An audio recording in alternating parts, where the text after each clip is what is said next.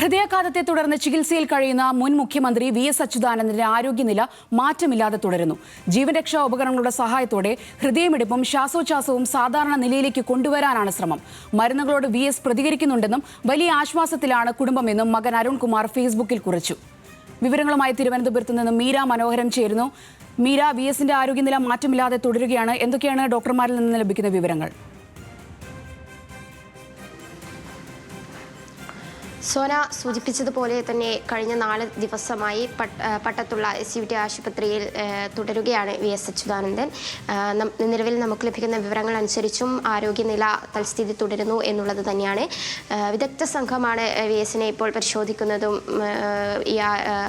ചികിത്സയുമായി ബന്ധപ്പെട്ടുള്ള കാര്യം തുടരുന്നതും. കൃത്യമായി മെഡിക്കൽ ബോർഡ് യോഗങ്ങൾ ചേരുകയും മെഡിക്കൽ ബുള്ളറ്റിൻ ഉൾപ്പെടെ പുറത്തിറക്കുന്ന സാഹചര്യമുണ്ട്. അവസാനമായി നമുക്ക് ലഭിച്ച വിവരം അനുസരിച്ച് ജീവൻ രക്ഷാ ഉപകരണങ്ങളുടെ സഹായത്തോടു കൂടി ശ്വാസോച്ഛ്വാസവും ഹൃദയമിടിപ്പും സാധാരണഗതിയിലേക്ക് കൊണ്ടുവരാനുള്ള നീക്കത്തിലാണ്. എന്തായാലും വി.എസിന്റെ ആരോഗ്യനില തൽസ്ഥിതി തുടരുന്നു എന്നുള്ളത് തന്നെയാണ്. അതേസമയം മകൻ ഇന്നലെ നേരിയ പുരോഗതി ഉണ്ടെന്നും വലിയ ആത്മവിശ്വാസമുണ്ടെന്നും ഫേസ്ബുക്കിൽ കുറിച്ചിരുന്നു. കഴിഞ്ഞ 4 ദിവസമായിട്ട് SUT ആശുപത്രിയിൽ ഹൃദയാഘാതത്തെ തുടർന്നാണ് വി.എസ്. അഡ്മിറ്റായിട്ടുണ്ടായിരുന്നത്.